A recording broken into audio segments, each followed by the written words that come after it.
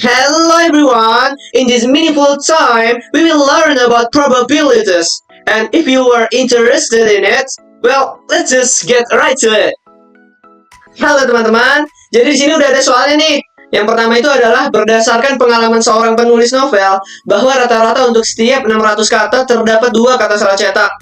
Lalu suatu karya novel yang terdiri dari 2.500 kata, maka hitunglah peluang bahwa di dalam novel tersebut terdapat 3 buah kata salah cetak. Nah, dari soalnya kita bisa mengetahui bahwa 2.500 kata itu kan suatu interval waktu dari 3 buah kata ke 2.500 kata. Nah, dari intervalnya aja kita sudah tahu bahwa nomor 1 ini adalah suatu Poisson, distribusi Poisson. Nah, setelah kita mengetahui jenisnya, maka kita bisa langsung mengklasifikasikannya ke dalam tabelnya.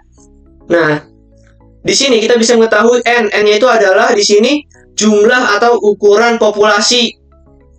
Nah, jumlah atau ukuran populasinya yaitu adalah 2.500 kata. Nah, kita bisa langsung tulis aja di sini 2.500. Nah, setelah kita mengetahui jumlah atau ukuran populasinya, maka kita harus menghitung peluangnya. Peluangnya itu kita bisa dapat dari sini teman-teman, dari 2 kata salah cetak dibagi dengan jumlahnya. Ya, dibagi dengan jumlahnya. Maka kita bisa menghasilkan 2 dibagi dengan 600. Oh, salah. Ini sama dengan 2 dibagi 600 adalah, nah ini hasilnya 0,003333. Nah, setelah kita mengetahui hal tersebut, kita lalu bisa menghitung lambdanya atau rata-rata keberhasilannya, yaitu dengan rumus N dikali P. Artinya dengan rumus jumlah atau ukuran populasi dikalikan dengan peluangnya. Nah, lalu kita bisa mengkalikan aja nih, sama dengan N dikali dengan P. Nah, ini hasilnya adalah rata-ratanya yaitu 8,33333 gitu kan. Nah, setelah kita mengetahui rata-ratanya, baru kita bisa masukkan lagi ke tabel berikutnya, yaitu ini X-nya itu adalah ini. Kita bisa, nah ini jumlah sukses dalam sampel atau jumlah kata salah cetak. Jumlah kata salah cetak yang kita hitung adalah 3. Nah, ini 3 ini. Yang ini teman-teman 3. Nah, setelah itu kita bisa langsung masukkan aja ke angkanya ke sini. Lalu kita bisa menghitung min-nya. Min-nya itu kita ambil dari sini teman-teman. Nah, dari situ. Nah, kumulatifnya itu ada 2. Yang pertama itu false dan juga true. Kalau misalnya kita milih true, itu bakalan menghasilkan peluang yang banyak gitu.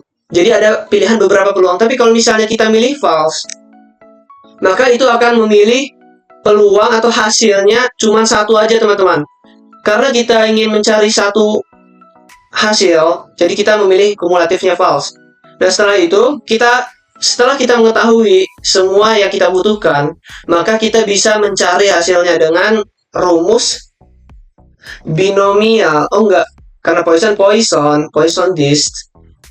Nah, ini bisa nih X-nya itu di sini, lalu titik koma, min-nya itu ini, kumulatif kalian bisa milih false. Nah, ini sudah ada hasilnya teman-teman dengan peluang yaitu untuk 3 buah kata salah cetak 0,023183784 atau 2,3%.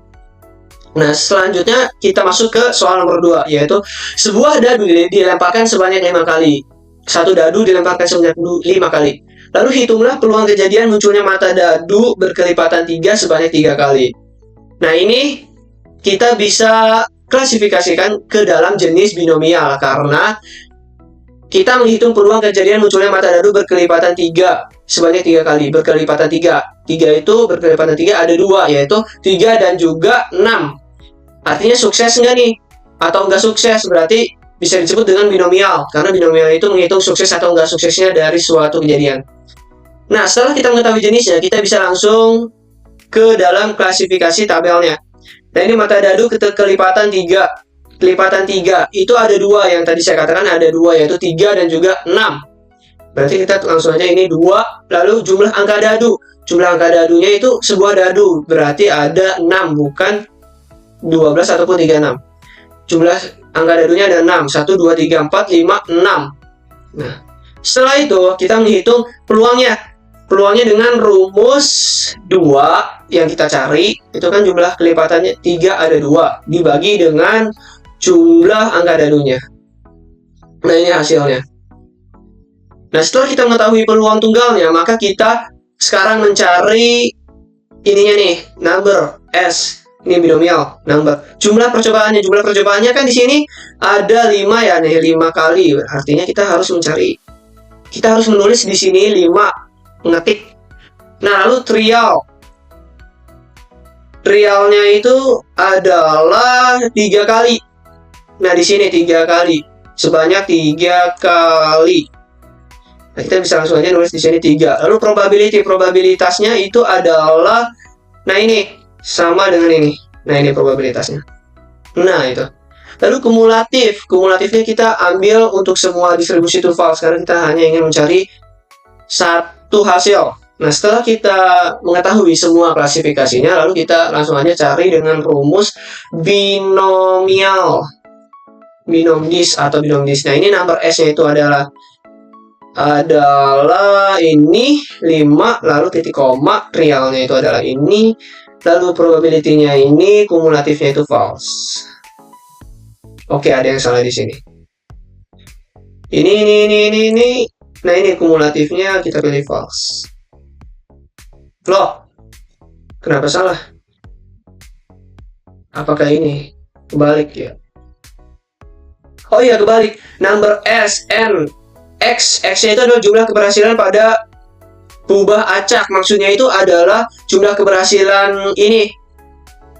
Jumlah keberhasilan kelipatan 3 sebanyak 3 kali. Artinya jumlah keberhasilannya itu kan ada 3 ya. Artinya di sini harusnya 3, lalu trialnya itu adalah 5. Nah, ini kan dilempar sebanyak 5 kali. Trial percobaannya sebanyak 5 kali, artinya itu adalah 5. Lalu ada ini number S atau X itu kan jumlah keberhasilan. Kita kan mencari keberhasilan dari kelipatan 3 sebanyaknya berapa? Sebanyaknya 3 kali. Berarti kita di sini tulis 3 untuk X-nya. Kalau yang N-nya tadi, N-nya itu adalah jumlah percobaan trial di sebanyak 5 kali. Nah, kesalahannya mungkin di situ. Nah, ini hasilnya 0,1646091 atau 16,4% untuk hasil dari distribusi binomial ini. Untuk menghitung munculnya mata dadu berkelipatan 3 sebanyak 3 kali, itu 16,4%. Lalu soal ketiga yaitu ada di sebuah stasiun kereta api diketahui bahwa probabilitas kereta api berhenti di peron 1, 2, 3, artinya ada 3 peron. Maka ada 3 probabilitas secara berturut-turut, yaitu di peron 1 sebanyak 0,22. Nah, ini 0,22 di peron 1, lalu ada peron 2 0,17 di peron 2, lalu ada di peron 3 yaitu 0,61 probabilitasnya. Nah, kita bisa langsung tulis aja nih probabilitasnya P. Itu 0,22, 0,17, lalu ada 0,61. Nah, kita bisa totalin sum. Nah, itu. Lalu kita mencari X-nya. X-nya itu adalah, nah ini, jumlah kemunculan kategori ke I. Jumlah I-nya itu adalah peron. Jumlah kemunculannya berapa? Hitunglah probabilitas 2 kereta berhenti di peron 1. Artinya jumlah muncul kereta di peron 1. Yang ini, muncul 2 kereta di peron 1. Kalau berhenti kan dari jalan berhenti. Nah, itu muncul di peron 1. 1 kereta berhenti di peron 2. Dan 3 kereta berhenti di peron 3. Nah, artinya di peron 1, P1 itu adalah 2, di peron 2 itu adalah 1, di peron 3 berhenti, keretanya ada 3. Dan kita langsung bisa jumlahkan totalnya itu adalah 6. Setelah kita mengetahui total dan juga peluang juga, yaitu jumlah kemunculan, lalu kita bisa menghitung multinomialnya. Multinomial, nomor 1 maksudnya itu yang P-nya itu ini, nomor 2 itu maksudnya adalah X jumlah munculnya. Nah, ini kita bisa melihat hasilnya itu adalah 60. Lalu kita bisa menghitung P peluangnya. Peluangnya itu bisa, ini peluangnya itu adalah P dikali dengan X. Nah, ini hasilnya 0,44. Nah, Ini bisa langsung aja untuk P2, P3 karena rumusnya sama, jadi copy paste. Setelah itu, setelah kita mendapatkan multinomialnya dan juga setelah kita mendapatkan ini, lalu ini peluangnya, lalu kita bisa menghitung hasil multinomialnya, yaitu ini dikalikan dengan yang ini, dikalikan dengan ini, lalu dikalikan juga dengan ini. Nah, hasilnya itu adalah 8,213040. Nah, ini adalah untuk distribusi multinomial nih sama. Oh, beda. Oh, kok beda? Ini diapain ini? Dipangkatkan X. Oh, salah teman-teman. Salah. Jadi ini itu rumusnya adalah P dipangkatkan dengan salah. Nah, ini rumusnya itu adalah P dipangkatkan dengan X tuh, P1 dipangkatkan dengan X1. Nah itu hasilnya. Lalu kita copy paste aja. Nah, setelah itu kita lalu bisa menghitung hasilnya nih, yaitu ini yang 60 dikali dengan ini, dikali lagi dengan ini, lalu dikali lagi dengan ini peluangnya. Nah, hasilnya itu adalah 0,112056 nih sama nih. Lalu setelah itu kita menghitung soal yang nomor 4, yaitu peluang mahasiswa memiliki IPK di atas 3,5 adalah 0,24. Lalu seorang dosen melakukan pengamatan kepada mahasiswa yang masuk ke gerbang utama kampus. Tentukan peluang bahwa mahasiswa ketujuh yang melintasi gerbang kampus adalah mahasiswa ketiga yang memiliki IPK di atas 3,5. Nah, ini adalah termasuk ke dalam distribusi binomial negatif karena kita bisa sebenarnya langsung jelas lihat dari sini.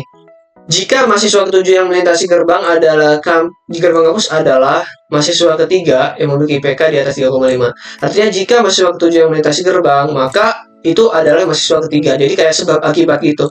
Oleh karena itu, ini bisa disebut dengan distribusi di binomial negatif. Nah, setelah kita mengetahui jenisnya, langsung aja kita masukkan data-datanya yang ada di soal.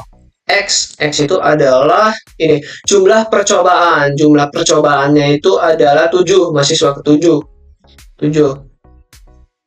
Lalu numbers K-nya itu adalah jumlah keberhasilan yang diinginkan itu adalah 3, mahasiswa ketiga, 3.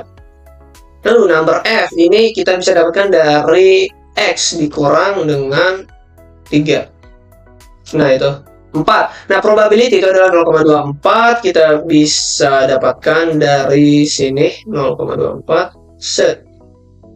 Nah, itu 0,24 ini. Dan lalu kumulatifnya seperti biasa itu false untuk mencari satu hasil aja. Lalu untuk rumus negatif binomial itu adalah neg binom.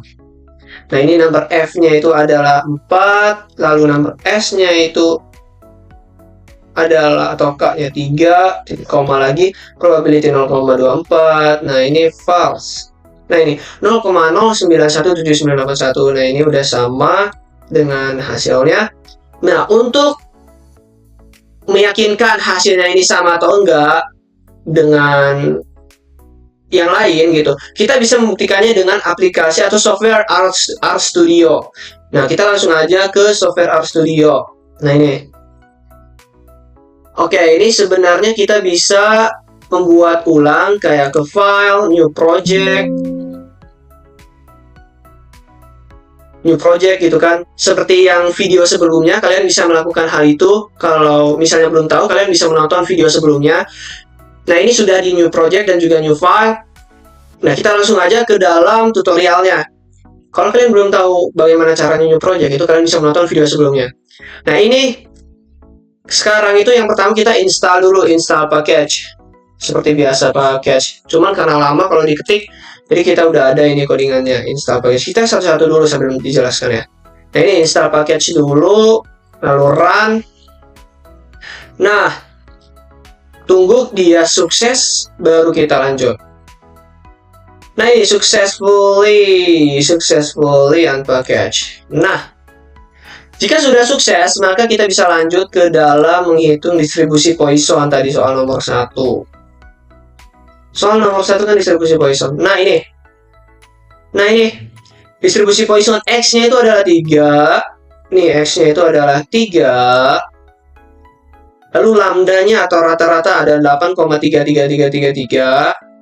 Nah ini variabelnya peluang distribusi Poisson. Nah dengan rumus D Pois yang terdiri dari ini X dan juga lambdanya rata-rata. Nah lalu setelah kita menghitung dengan rumus ini dan dimasukkan ke variabel ini, maka kita langsung bisa ngeprint atau memunculkan hasil yang sudah dihitung. Lalu kita run. Nah ini hasilnya 0,0231838. Nah ini hasilnya. Nah ini sama ya, nih tuh sama 0,023183784. Oke, lanjut ke distribusi binomial. Nah ini codingannya, lalu kita langsung aja copy paste. Nah ini dia. Untuk n-nya itu adalah 5. Nah ini n-nya binomial nomor 2 tadi, n-nya 5 percobaan.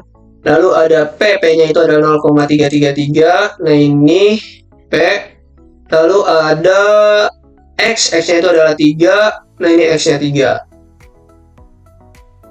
Nah langsung aja seperti tadi, ini variabelnya.